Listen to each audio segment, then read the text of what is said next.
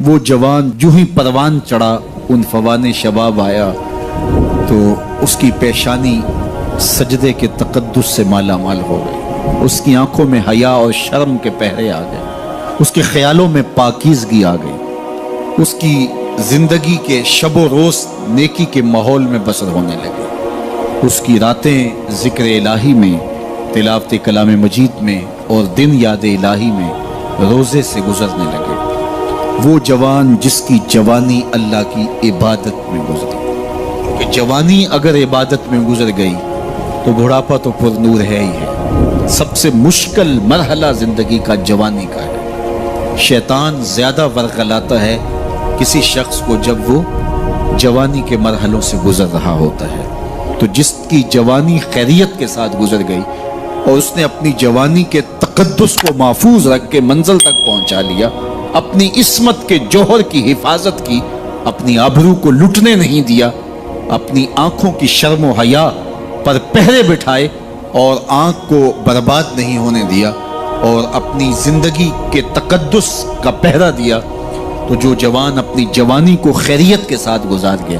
کسی نے کہا تھا نا، کتاب زیست کا ایک اور باب ختم ہوا، شباب ختم ہوا، ایک عذاب ختم ہوا۔ تو جوانی جس کی منزل تک پہنچ گئی خیریت کے ساتھ، عافیت کے سائے میں، مشکل تو بڑا ہے جوانی کو منزل تک لے جانا، خیریت کے ساتھ داغدار نہ ہونے دینا، جوانی کے تقدس کو رسوا نہ ہونے دینا، عصمت کے جوہر پہ کالک نہ لگنے دینا، خواہشات کو غالب نہ آنے دینا۔ آسان کام تو نہیں ہے، مشکل کام ہے، لیکن اگر کوئی مشکل کاٹ گیا، جوانی کے تھوڑے سے ایام میں گزار گیا، اللہ اکبر۔ حضرت شیخ ختلی کہتے ہیں، داتا گنج بخش علی حجویری علیہ رحمہ کے مرشد ہیں، الدنیا یوم ولنا فیہا صوم، وہ کہتے ہیں دنیا ایک دن ہے، ہم روزہ رکھ کے گزار رہے ہیں۔ تو روزہ رکھ کے سارا دن گزر ہی جاتا ہے، دوپہر بھی آتی ہے گزر جاتی ہے، اور عصر کا وقت بھی آتا ہے گزر جاتا ہے، کھانے کا وقت بھی آتا ہے، چائے کا وقت بھی آتا ہے، سب کچھ ہوتا ہے لیکن گزر جاتا ہے، افطار تک بندہ پہنچ جاتا ہے۔ جس نے زندگی روزے کی طرح گزار دی، جس نے جوانی روزہ رکھ کے گزار دی، خواہشات کو بے قابو نہیں ہونے دیا، مشکل کام تھا لیکن اس نے مشکل کام کر دکھایا۔ اجر کتنا بڑا ہے، سنیے اللہ کے محبوب کی زبان سے سنیے۔ حضور نے ارشاد فرمایا جو سید ابو ہریرہ کے ذریعے سے ہمارے تک پہنچا، فرمایا قیامت کے دن جب سورج کا رخ سیدھا ہوگا، زمین تانبے کی ہوگی، لوگ پسینے میں شرابور ہوں گے، کوئی ٹخنوں تک پسینے میں، کوئی گھٹنوں تک، کوئی کمر تک، کسی کو پسینے کی لگام دی جائے گی، اور وہ پسینہ ایسے نہیں ہوگا جس طرح یہ پسینہ ہے، اتنا گرم ہوگا۔ ابن رجب حنبلی کہتے ہیں اس پسینے کا ایک قطرہ اگر احد پہاڑ پہ ڈال دیا جائے تو وہ پگھل جائے، اتنا گرم ہوگا، بدبودار اتنا ہوگا، ایک قطرہ دنیا پہ ڈال دیا جائے، انسان کیا جانوروں کے دماغ بھی پھٹ جائے، اس پسینے میں لوگ شرابور ہوں گے۔ لیکن جس نے اپنی جوانی کو عافیت سے گزارا ہوگا، کل قیامت کے دن جب کوئی سایہ نہیں ہوگا، اللہ اس جوان پر اپنے عرش کا ٹھنڈا سایہ عطا فرمائے۔ وہ شخص جس کو کسی عورت نے دعوت گناہ دی اور وہ صاحب منصب تھی، صاحب جمال تھی، اور اس نے یہ کہہ کے یہ خواہش، یہ آرزو مسترد کر دی، انی خاف اللہ۔ اسی طرح کوئی عورت ہے تو اس نے اپنے تقدس کی حفاظت کی، اپنی آبرو پہ پہرا دیا اور کسی پیشکش کو ٹھکرا دیا، تو فرمایا قیامت کے دن جب کوئی سایہ نہیں ہوگا، اللہ اسے بھی اپنے عرش کا ٹھنڈا سایہ دے گا۔ کیسا سخت دن ہوگا، اور وہ کس اعزاز میں ہوگا، کس تکریم میں ہوگا۔ یہ تو 4 دن 10-20 سال ہیں، اور وہ 50,000 سال کا ایک دن۔ پھر اس کو اللہ کا شکر ادا کرنا ہوگا کہ اللہ تو نے کتنا کرم کیا میرے اوپر کہ میری جوانی خیریت اور عافیت سے گزری، اور آج اس کا تو کتنا بہتر صلہ مجھ کو دے دیا۔ آج اللہ نے مجھے اور آپ کو فرصت دی ہے، یہ اٹھتے ہوئے جنازے، یہ پھیلی ہوئی قبریں، یہ ہم سے بچھڑتے ہوئے لوگ، یہ ہمارے لیے ایک پیغام ہے، ایک میسج ہے ہمارے نام، یہ ہمارے لیے عبرت ہے۔ آج وہ جا رہے ہیں تو ہمیں بتا کے جا رہے ہیں کہ صاحب ہم جا رہے ہیں، ہمارے پیچھے تم بھی آ رہے ہیں۔ اور یہ بات ذہن میں رکھیے، دنیا پر آنے کی ایک ترتیب ہے، دنیا پر جانے کی وہ لازمی ترتیب نہیں ہے۔ پہلے دادا آتا ہے، پھر باپ آتا ہے، پھر بیٹا آتا ہے، پھر اس کے بعد بچے آتے ہیں۔ ایسے کبھی نہیں ہوا کہ باپ سے پہلے اولاد آ گئی ہو۔ دنیا پر آنے کی یہ ترتیب ہے اور یہ طے شدہ منظم ترتیب ہے، لیکن دنیا سے جانے کی یہ ترتیب نہیں ہے کہ پہلے باپ جائے پھر ہی اولاد جائے گی۔ بسا اوقات بوڑھے باپ کو جوان بیٹے کی میت کو کندھا دینا پڑ جاتا ہے۔ تو یہ دنیا سے کب کوئی جا سکتا ہے مجھے اور آپ کو نہیں پتہ، یہ امر مخفی رکھا گیا ہے اس لیے تاکہ ہم ہر لحظہ موت کے لیے تیار رہیں۔ موت کے لیے تیاری یہی ہے کہ ہم توبہ کی دہلیز پہ کھڑے رہیں، اپنے مالک کے حضور رجوع کرتے رہیں، اچھے اعمال کا ذخیرہ کریں، اور کسی کے حق ہمارے ذمے پر نہ ہو کہ ہم قیامت کے دن جو ہے وہ پچھتائیں۔ کسی نے اگر کسی کا حق غصب کیا صرف 3 پیسوں کے عوض کے اندر، قیامت کے اندر یہ کرنسی تو ہمارے ساتھ ہوگی نہیں، یہ تو ہم یہیں چھوڑ دیں گے، یہ مال، یہ دولت، یہ بینک بیلنس یہیں چھوڑ کے چلے جائیں گے، یہ تو کفن بھی میلا نہیں ہونے دیں گے کہ بانٹ لیں گے۔ جاندی واری ڈرونا بنے ہوتے ہاتھ نہ لاندے ڈر دے، جنہ لئی تو پاپ کمائے اج کتھے نہیں تیرے کر دے۔ وہ تو کفن بھی میلا نہیں ہوں گے دیں گے، بانٹ لیں گے۔ تو آخرت میں سکہ رائج الوقت عمل ہوگا، تو پھر عمل لیے جائیں گے۔ تو جس نے کسی کا 1 ٹگا مارا ہوگا، 3 پیسے مارے ہوں گے، اس کے بدلے میں 700 نمازیں جو با جماعت پڑھی گئی ہیں وہ لے لی جائیں گے، اور جو لوگوں کے پلاٹ ہڑپ کر گئے، رشوتیں، زیادتیاں، جور و ظلم اور لوگوں کے ساتھ زیادتیاں اور لوگوں کا مال ہتھیانا، خون نچوڑنا، اذیتیں دینا، تو کس طرح وہ قیامت کے دن عہدہ برا ہو سکیں گے؟ تو آج اللہ کی رحمت کے در کشادہ ہیں اور اس کی رحمتیں آواز دے رہی ہیں، آجو پلٹ کے میری رحمت کے دروازے کھلے۔ اللہ اکبر۔ یا ایھا الانسان ما غرک بربک الکریم، اے انسان پلٹ کے آ جاتے، رب بڑا ہی کریم ہے۔ مجھے بتاؤ، یوں بھی کوئی آواز دیتا ہے، یوں بھی کوئی پکارتا ہے؟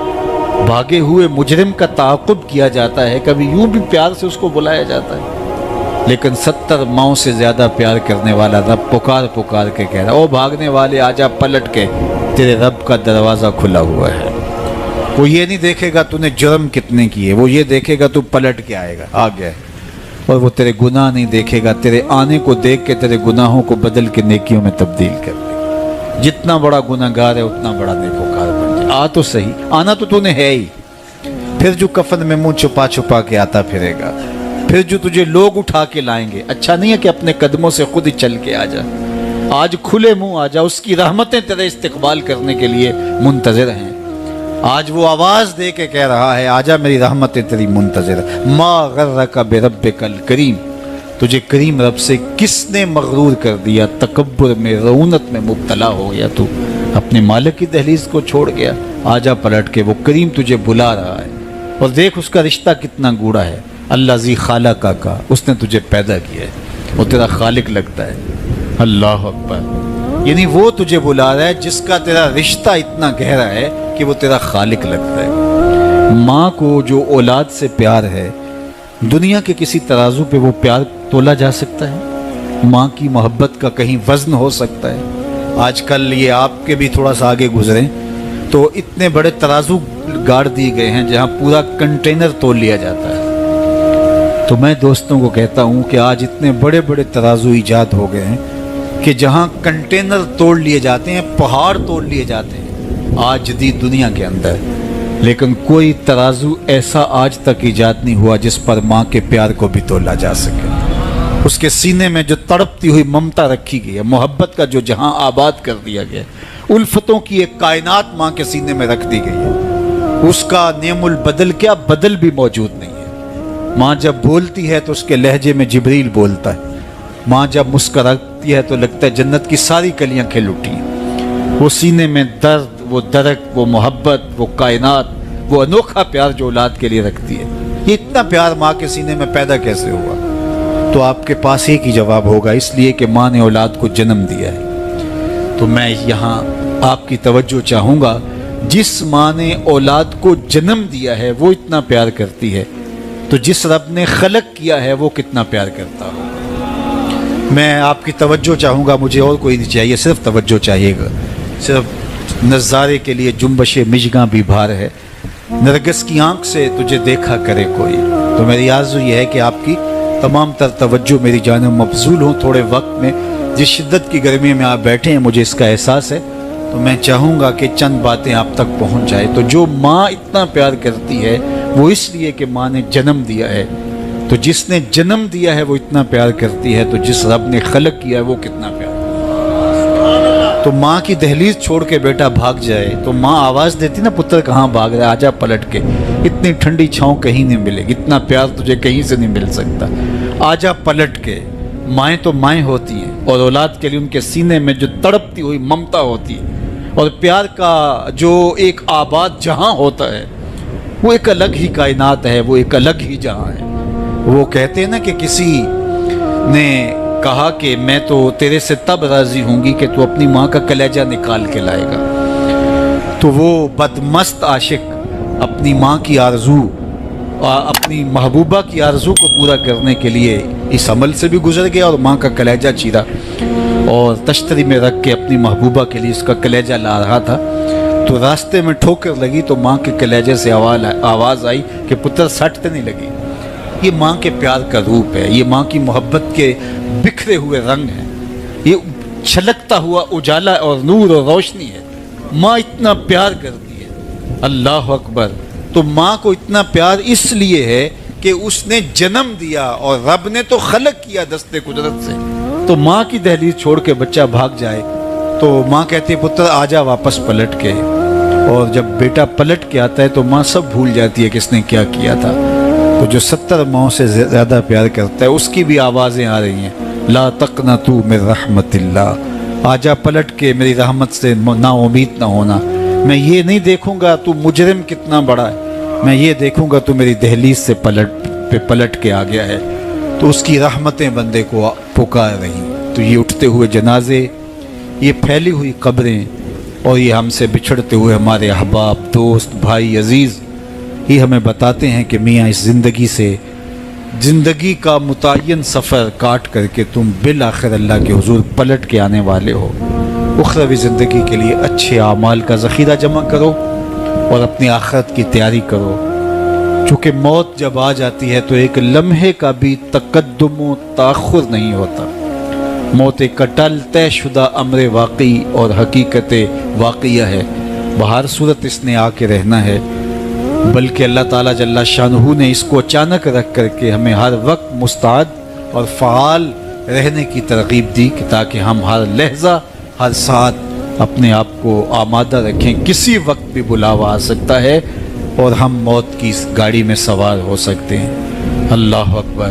تو آئیے میں اور آپ اللہ کی بارگاہ میں دعا بھی کرتے ہیں اور اپنی زندگی کو بہتر بنانے کی منصوبہ بندی بھی کرتے ہیں۔ جب لوگ ہم سے جدا ہوتے ہیں تو ہمیں عبرت ہوتی ہے کہ ہم بھی جا رہے ہیں۔ حضرت یعقوب علیہ السلام نے حضرت اسرائیل سے عہد لے رکھا تھا کہ میری روح قبض کرنے کے لیے اچانک نہیں آنا، پہلے کوئی قاصد بھیج دینا تاکہ میں موت کی تیاری کر لوں۔ انبیاء تو تیاری ہوتے ہیں، کچھ چیزیں تعلیم امت کے لیے ہوتی۔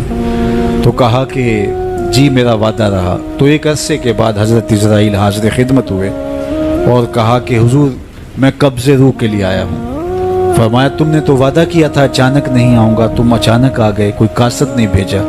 تو کہا حضرت میں نے تو قاصد بھیجے تھے۔ فرمایا میرے پاس تو ایک بھی نہیں آیا۔ عرض کی حضور آپ کے سامنے کتنے لوگوں کی موت واقع ہوئی، یہ میرا قاصد نہیں تھا تو اور کیا تھا۔ آپ کی داڑھی میں سفید بال آ گئے، یہ میرا قاصد نہیں تھا تو اور کیا تھا۔ جب کمر میں خم آنے لگے، جب اعضاء مدمحل ہونے لگے، جب چلتے ہوئے ٹھوکنے لگے، جب زبان میں لکنت آنے لگے، جب یادداشت کھونے لگے، جب بالوں میں چاندی اترنے لگے، جب انسان کے اعضاء جواب دینے لگے، تو سمجھو یہ پیغام موت آ گیا ہے۔ اللہ اکبر۔ حضرت عمر رضی اللہ تعالیٰ عنہ دربار میں بیٹھے تھے، تو ایک صاحب آیا اور اس نے کہا کہ یا عمر لا تنسا موتک، عمر اپنی موت کو نہیں بھولنا۔ اور یوں کانپنے لگے حضرت عمر جیسے بیت کی شاخ کانپتی ہے، اور اسے کہا کہ روز آ کے مجھے تذکیر کر جایا کر۔ وہ روز آتا ہے، بڑے دربار میں کھڑا ہو کے کہتا ہے عمر اپنی موت کو نہیں بھولنا۔ ایک دن آیا، آپ نے اس کو کہا میاں آج کے بعد نہیں آنا۔ کوئی اور شخص آنے لگا، فرمایا نہیں۔ تذکیر موت کی ضرورت نہیں رہی، فرمایا نہیں۔ مجھ سے کوئی گستاخی ہوگی، فرمایا نہیں۔ تو پھر مجھے چھٹی کیوں دی جا رہی ہے؟ تو حضرت عمر روئے اور یوں داڑھی پہ ہاتھ رکھا اور ایک بال الگ کر کے کہا یہ دیکھ میری داڑھی میں سفید بال آ گیا، اب یہ مجھے چین سے نہیں بیٹھنے دے گا۔ ہماری تو پوری داڑھی بھی سفید ہو جائے نا. میاں صاحب نے کہا ہڈیاں کھڑکن ہڈیاں کمبن گوڈے کھڑکن تے اڑ گیا لک تیرا, اجے بھی بدیوں باز نہ آئوں جیو مرد دلیرا, فما اصبرہم علی النار. اللہ قرآن میں فرماتا کتنا حوصلہ ہے لوگوں کا آگ پر, کتنی ڈٹائی کے ساتھ کہہ دیتے ہیں یہ جہاں مٹھا گلا کس نے ڈٹھا. قبرستانوں میں جا کے دیکھو کس کس نے دیکھا ہے آخر والا جہاں. حضرت سیدنا غوث اعظم الشیخ عبد القادر الجیلانی علیہ رحمہ و رضوان فرماتے جاؤ قبرستانوں میں جا کر دیکھو کیسے کیسے حسینوں کی مٹی خراب ہو رہی ہے. جو بدن پہ چٹکی مٹی نہیں پڑنے دیتے تھے آج ان کے کفن بھی تار تار ہو گئے. خیر کنے فلاں و غنیمت شمار عمر زاں بیشتر کے بانگ برائت کے فلاں نماز. تو نے بھی چلے جانا ہے, یہاں بیٹھ نہیں رہنا. یہ اٹھتے ہوئے جنازے تجھے عبرت دیتے ہیں, یہ پھیلی ہوئی قبریں تمہیں بتاتی ہیں کہ میاں تم بھی اسی مٹی کا رزق بننے والے ہو, تم ہی یہی چادر اوڑھ کے سونے والے ہو. تم دو لباس کے دو کپڑوں کے اندر, دو سفید چادروں کے اندر ملبوس. کہاں گئی وہ پوشاکیں, کہاں گئے وہ برانڈ, کہاں گئے وہ تمہارے قیمتی بیڈ, اور کہاں گئے اے سی لگے ماحول سے آراستہ کمرے. امیر ہے یا غریب ہے وہ 2 گز زمین, اور وہی مٹی کا اوڑھنا, مٹی کا بچھونا, وہی 2 گز کفن, وہی کل کائنات, اور وہاں جو کیے ہوئے عمل ہیں وہی سکہ رائج الوقت ہوگا. تو قبل اس سے کہ وہ وقت آ جائے اور پھر ہاتھ ملے, فلاں چیخ چیخ کے کہتا تھا مجھے اس کی بات سن لینی چاہیے تھی, فلاں پکار کے کہتا تھا اس کی آواز پہ کان دھرنا چاہیے تھا, فلاں اٹھتا ہوا جنازہ مجھے عبرت دے دیتا, فلاں بندے نے مجھے یہ کہا تھا اس کی بات پہ کاش میں عمل کر لیا ہوتا. لیکن اس دن پچھتاوے سے کیا ہوگا. آج کا پچھتاوا کل کی بہتری کا ضامن ہو سکتا ہے, آج کا پچھتاوا زندگی بدل ہو سکتا ہے, آج کا پچھتاوا توبہ کا سبب و ذریعہ ہو سکتا ہے, آج کا پچھتاوا دل کے میل اتار سکتا ہے, اور کل کا پچھتاوا سوائے حسرت بڑھانے کے, سوائے دکھ بڑھانے کے, سوائے تکلیف میں اضافے کے اور کچھ نہیں ہوگا. اس لیے میں اور آپ اپنی زندگی کی منصوبہ بندی کریں. مجھے پتہ ہے میں کہاں کھڑا ہوں, اور آپ کو بھی پتہ ہے کہ ہم کہاں کھڑے ہیں. آپ مجھے اچھا سمجھتے ہیں, یہ آپ کی مہربانی, لیکن مجھے تو پتہ ہے کہ اچھا ہوں یا نہیں. میں آپ کو اچھا سمجھتا ہوں, لیکن آپ کو تو پتہ ہے کہ آپ کہاں کھڑے ہیں. اس لیے اپنے ضمیر میں جھانک کر کے دیکھیے, اپنے من میں اتر کر کے دیکھیے, اپنا محاسبہ کیجئے, اپنے اعمال کا تجزیہ کیجئے. جو نیکیاں کی ہیں اور جو برائیاں کی ہیں ان کا اندازہ کیجئے. جو برائیاں کی ہیں وہ تو کنفرم برائیاں ہیں, اور جو نیکیاں کی ہیں ذرا دیکھیے وہ نیکیاں ہیں یا ریا کے لیے کی ہیں, دکھلاوے کے لیے کی ہیں. نیکیاں کسی کو دکھلانے کے لیے کی ہیں, کس مقصد کے لیے نیکیاں کی ہیں. تھوڑی سی ریا بھی شرک بتائی گئی ہے. ساری محنت کہیں ضائع تو نہیں چلی گئی. ہمارے پاس ہے کیا, ہمارے دامن میں گناہ ہے تو لتھڑے بڑے ہم. سویر سے لے کر شام تک, چغلی غیبت سے لے کے بدکاریوں تک, نگاہوں کی بدکاریوں سے لے کر کے سوچوں کی بدکاریوں تک ہم کہاں پڑے رہتے ہیں. اور دوسری جانب ہمارے پلے میں نیکیاں کتنی ہیں ہمیں سارا پتہ ہے. ایک تو نامہ اعمال قیامت کے دن تولا جائے گا, ہم خود اپنے ضمیر کی عدالت میں ترازو گاڑ کے تولے. حضرت عمر فرمایا کرتے تھے حاسبو قبل ان تحاسبو, اس سے قبل کہ تمہارا حساب کیا جائے تم اپنا حساب پہلے ہی خود کر لو. کبھی آپ عمرے پہ جاتے ہیں یا بیرون ملک سفر کرتے ہیں تو وہاں سامان باندھ کر کے پہلے تول رہے ہوتے ہیں کہ ایئرپورٹ پہ پریشانی نہ ہو. حالانکہ ایئرپورٹ پہ اگر 2-4 کلو سامان بڑھ بھی گیا تو کوئی بات نہیں, 4 ریال دے کے آپ سامان لا سکتے ہیں. لیکن اس کے باوجود آپ وہاں کسی سے ترازو مانگ کے بار بار اپنے پیس تول رہے ہوتے ہیں کہ جناب ایئرپورٹ پہ جا کے پریشانی نہ ہو. تو اس دنیا پر بھی اعمال تول لو, کہیں نزا کے وقت پریشانی نہ ہو, کہ حشر کے وقت جب اعمال تلنے لگے تو وہاں پریشانی نہ ہو. تو یہ تھوڑا سا وقت ہے, یہ زندگی مختصر ہے, اور ہم تیزی کے ساتھ موت کی طرف بڑھ رہے ہیں. حضرت سیدنا علی المرتضیٰ رضی اللہ تعالیٰ عنہ فرماتے ہیں یہ تمہاری سانسیں جو ہیں یہ موت کی طرف اٹھتے ہوئے قدم ہیں. تم سمجھتے ہو ہم بڑے ہو رہے ہیں, لیکن حقیقت میں تم چھوٹے ہو رہے ہو. چونکہ گنتی جب الٹی شروع ہو جائے تو کام جلدی 0 پر پہنچتا ہے. کبھی آپ اشارے پہ رکے ہوں تو 60 سے نیچے آ رہی ہو یا 70 سے یا 120 سے, تو کام تو 0 پہ آ جاتا ہے, اور جب کام 0 پہ آ جاتا ہے تو پھر لال بتی جل جاتی ہے. اللہ اکبر. تو یہ تیزی کے ساتھ زندگی گزر رہی ہے, اور ہم کوئی 60 سے نیچے آ رہا ہے, کوئی 55 سے نیچے آ رہا ہے, کوئی 50 سے نیچے آ رہا ہے, اور جب 0 تک آ جائیں گے پھر اس سے آگے تو کچھ بھی نہیں ہے. ایک روایت میں آتا ہے ان اللہ یحب الشاب التائب, اللہ تعالیٰ توبہ کرنے والے جوان کو پسند کرتا ہے، اس سے محبت کرتا ہے، تو وہ محبوب بارگاہ ہو جاتا ہے جو جوانی میں اللہ جل شانہ کے حضور رجوع کرتا ہے۔ یا کسی نے کہا تھا در جوانی توبہ کردن شیوائے پیغمبری، وقت پیری گرگ ظالم می شود پرہیزگار۔ جوانی میں توبہ کرنا پیغمبروں کا شیوا ہے۔ جب بوڑھا ہو جائے، دانت ٹوٹ جائیں، پنجوں میں زور نہ رہے، تو بھیڑیا شکار چھوڑ کر کے شریف بن کے بیٹھ جائے، تو یہ تو اس کی مجبوری ہے۔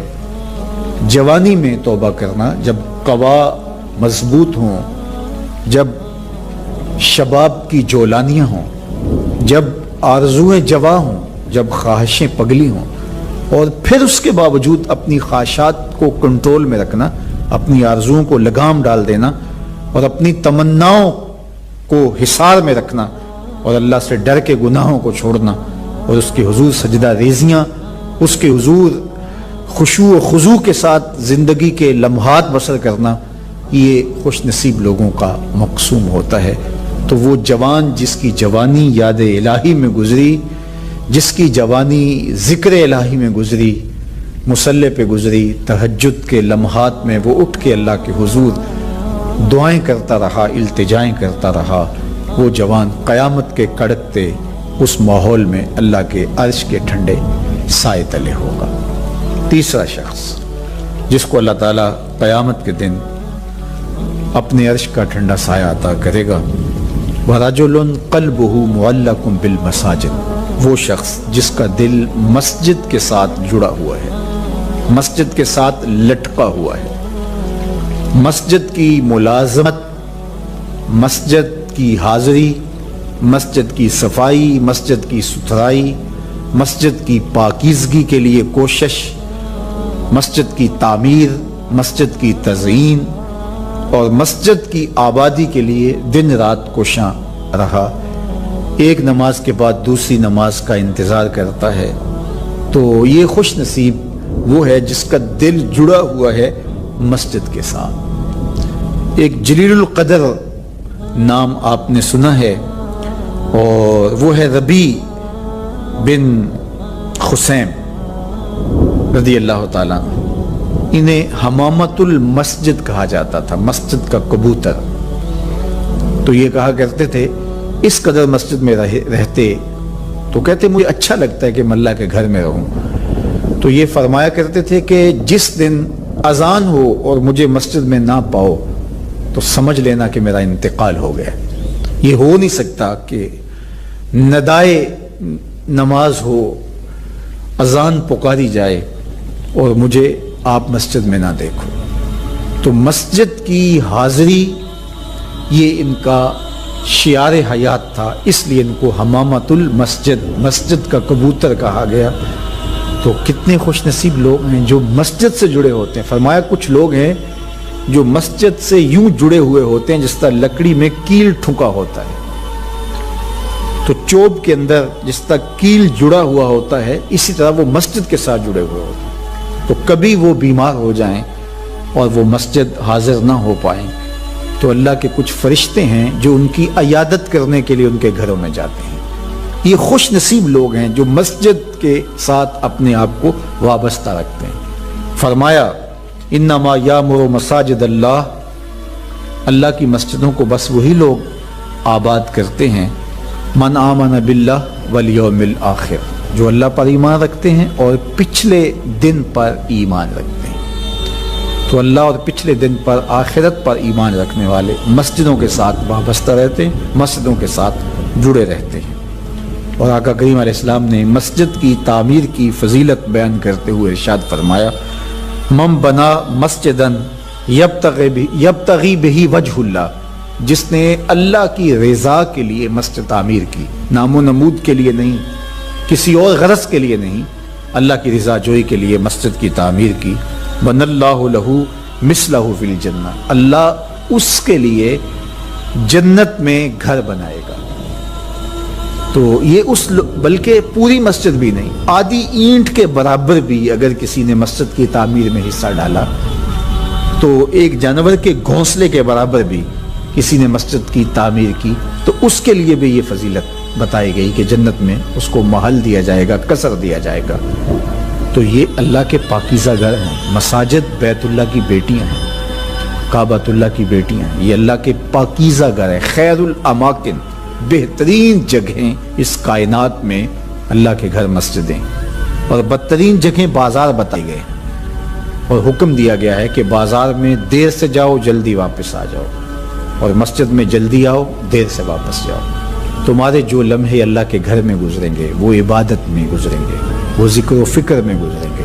تمہارے اٹھنے والے وہ قدم جو مسجد کی طرف اٹھتے ہیں وہ قیامت کے دن ظلمت سے نجات کے ضامن ہوں گے، وہ چراغ بن کے تمہاری زندگی آخرت کی زندگی کے اندر چراغاں کر دیں گے۔ تمہیں جنت کی طرف لے جانے والے وہ قدم ہیں جو مسجد کی طرف اٹھتے ہیں، مسجد کی طرف بڑھتے ہیں۔ تو اللہ کے پاکیزہ گھروں کی طرف ہمارا رب، ہمارے قلب کا تعلق، ہماری محبت کا رشتہ، یہ ہمارے دین کا تقاضا ہے۔ اللہ اور پچھلے دن پر، آخرت پر مضبوط عقیدہ مسجد سے ہمیں جوڑتا ہے۔ کبھی کسی مجبوری کی وجہ سے مسجد جانے سے قاصر ہوں، بیمار پڑ گئے ہیں، مسجد نہیں جا سکتے، یا حالات ایسے ہیں جس طرح آج کل کے حالات ہیں کہ مسجد میں جانا کسی وجہ سے موقوف ہو گیا، تو مومن اس پر خوشی محسوس نہیں کرے گا۔ وہ بیماری کی وجہ سے یا کسی اور سبب سے مسجد نہیں جا پا رہا تو اس کا اندر بے چین ہوگا، اور وہ دعائیں کرے گا، مالک وہ لمحے آئیں کہ تیرے پاکیزہ گھر میں میری حاضری ہو، تیرے دربار میں حاضر ہوں، تیری چوکھٹ پہ جا کے سلامی پیش کروں، میری پیشانی تیرے حضور مسجد کے فرش کو چھوئے اور تیری بندگی کے ترانے گائے۔ تو وہ یہ آرزو کرے گا، اگرچہ شریعت اس کو رخصت بھی دیتی ہو لیکن پھر بھی اس کی تمنا تو ہوگی۔ وہ اس پر شکر نہیں بجا لائے گا، بغلے نہیں بجائے گا کہ چلو ایک بہانہ مل گیا، نہیں، بلکہ وہ اس پہ خوش نہیں ہوگا، الٹا اس کی طبیعت کے اندر ایک بے چینی اور اضطراب پیدا ہوگی، چونکہ وہ جڑا ہوا ہے، اس کا دل جڑا ہوا مسجد کے ساتھ۔ تو ایسا شخص جس کا دل مسجد کے ساتھ جڑا ہوا ہے، تو میرے اور آپ کے آقا و مولا نے فرمایا قیامت کے دن جب کوئی سایہ نہیں ہوگا، اللہ اس کو اپنے عرش اجتمع علیہ وتفرق علیہ۔ وہ شخص، وہ دو اشخاص جو محبت کرتے ہیں تو اللہ کے لیے، آپس میں جب ملتے ہیں تو اللہ کے لیے، جدا ہوتے ہیں تو اللہ کے لیے، یعنی ان کی محبت کسی دنیاوی منفعت کے لیے نہیں، کسی ذاتی غرض کے لیے نہیں، محض دوستیاں پیدا ہو جاتی ہیں اور ایک دوسرے کو ملے بغیر تسین نہیں ہوتی، اس لیے نہیں، بلکہ ان کی دوستی محض اللہ کی رضا کے لیے، اللہ کی خوشنودی کے لیے۔ الحب للہ والبغض للہ، اللہ کے لیے محبت، اور جب بغض کسی سے ہے، دشمنی کسی سے ہے، تو وہ بھی اللہ کے لیے۔ جس میں تنہائی میں اللہ کا ذکر کیا، اللہ کو یاد کرنے بیٹھ گیا، کوئی دیکھنے والا نہیں تھا، وہ تنہا تھا، حجرے میں تھا، اپنے بند کمرے میں تھا، اپنے رب کو یاد کیا، اللہ کی یاد کرتے کرتے اس کی آنکھوں سے آنسو ٹپکنے لگے، اس کی آنکھیں آنسوؤں کا خراج دینے لگی۔ تو میرے اور آپ کے آقا و مولا نے فرمایا کہ یہ آنسو اتنے قیمتی ہیں، ان آنسوؤں کے بدلے میں قیامت کے دن اسے عرش الہی کا سایہ نصیب ہوگا، عرش الہی کا سایہ اسے نصیب ہوگا ان آنسوؤں کے بدلے میں۔ رومی علیہ رحمہ فرماتے ہیں جہاں پانی گرتا ہے وہاں سبزہ اگتا ہے، جہاں آنسو گرتے ہیں وہاں رحمت اترتی ہے۔ تو اس لیے جو اللہ کی یاد میں رونے کا لطف ہے اور اللہ کی یاد میں آنسو بہانے کا اجر اور صلہ رکھا گیا ہے، یہ گناہوں کو دھو ڈالتا ہے، یہ اندر کی صفائی اور ستھرائی کا سبب اور ذریعہ ہے۔ میرے اور آپ کے آقا و مولا نے فرمایا راتوں کی تنہائیوں میں اٹھ کے قرآن پڑھا کرو اور قرآن پڑھتے ہوئے رویا کرو۔ پھر فرمایا فَإِن لَمْ تَبْكُوا فَتَبَاكُوا، اگر رونا نہ آئے تو رونے کی کوشش کیا کرو۔ حضرت داتا گنج بخش علی حجویری سے ایک مرید نے کہا حضرت اگر رونے کی کوشش کریں پھر بھی رونا نہ آئے، فرمایا پھر اپنے مقدر پہ رویا کرو۔ تم اتنے سنگ دل ہو گئے ہو کہ تمہاری آنکھیں آنسوں کا خراج نہیں دیتی۔ جو رونا نہیں جانتا وہ اللہ کی رحمتوں کو اور اللہ کی کرم نوازیوں کو کیسے سمیٹ پائے گا؟ بچہ روتا ہے تو ماں دودھ دیتی ہے، جب بندہ اللہ کی حضور الہاؤ زاری کرتا ہے، عجز کرتا ہے، انکساری کرتا ہے تو اللہ کی رحمتوں کو جوش آتا ہے اور اللہ تعالیٰ کی رحمتیں اس پہ برستی ہیں اور اس کے نہ صرف گناہ معاف ہوتے ہیں بلکہ اللہ تعالیٰ اس کے گناہوں کو بدل کے نیکیوں میں تبدیل کر دیتا ہے۔ ایک فقیر تھا، ملنگ درویش، اللہ کا بندہ، اس کی عادت یہ تھی کہ اپنے ڈیرے پہ آنے والوں کو کھلاتا، ان کو پلاتا، ان کی ضروریات کا خیال رکھتا، لیکن کو مالی آسودگیاں نہیں تھی۔ ہوتا یہ تھا کہ بعض اوقات لوگ آتے تو ادھار لے کر کے وہ لوگوں کو کھلا دیتا۔ خیر، چونکہ فقیر کا مزاج یہ ہوتا ہے کہ لوگ آئیں اس کے ڈیرے سے کھائیں۔ بابا بلے شاہ نے بھی کہا تھا نا، اٹ کھڑک کے دکڑ بجے تتا ہووے چلا، آن فقیر کھا کھا جاون راضی ہووے بلا۔ یہ فقیروں کا مزاج ہے، تو جو بھی آتا اس کے ڈیرے سے کھاتا اور وہ ادھار اٹھا اٹھا کے لوگوں کی ضروریات کو پورا کرتے رہتے۔ وقت آخر آ گیا، جن لوگوں نے ادھار دیا تھا وہ سارے تقاضا کرنے آ گئے۔ اب بابا جی کو کیا فکر لاحق ہے کہ یہ میرے مہمان اور میں ان کو کچھ پیش کرنے کی صلاحیت نہیں رکھتا۔ ایک بچہ تھا، وہ کچھ سامان بیچ رہا تھا، پتیسا بیچ رہا تھا یا کوئی اور چیز بیچ رہا تھا۔ اس نے گلی سے گزرتے ہوئے آواز لگائی، خادم کو کہا سے بلا کے لاؤ، کہا تم بیچ رہے ہو تو میرے مہمانوں کو کھلا دو۔ بچہ بڑا خوش ہوا کہ میں سارا دن گلیوں میں گھوم کے یہ پتیسا بیچنا تھا، اب یہ ایک جگہ ہی سارا فروخت ہو گیا تو یہ تو موج لگ گئی، میں جلدی گھر چلا جاؤں گا، میری ماں خوش ہوگی۔ تو سارا ان مہمانوں کو کھلا دیا گیا اور اس کے بعد کہا بابا جی پیسے؟ کہا تم بیٹھ جاؤ، جب ان کو ملیں گے تو تجھے بھی مل جائیں گے۔ وہ بیٹھ گیا، 2 4 10 منٹ بیٹھا تو بچہ تھا، پھر کھڑا ہو گیا، بابا جی پیسے؟ کہا جب ان کو ملیں گے تو تجھے بھی مل جائیں گے۔ پھر آدھا گھنٹہ گزرا تو پھر اس نے کہا بابا جی پیسے؟ میری ماں میرا انتظار کر رہی ہے، ہمارے گھر کا چولہا اسی سے جلتا ہے، میں یہ پیسے لے کر جاؤں گا اور میری ماں کوئی ہنڈیا خریدے گی اور ہم شام کا گھر کا کوئی سلسلہ کریں گے۔ کہا بیٹا جب ان کو ملے گا تو تجھے بھی مل جائے گا۔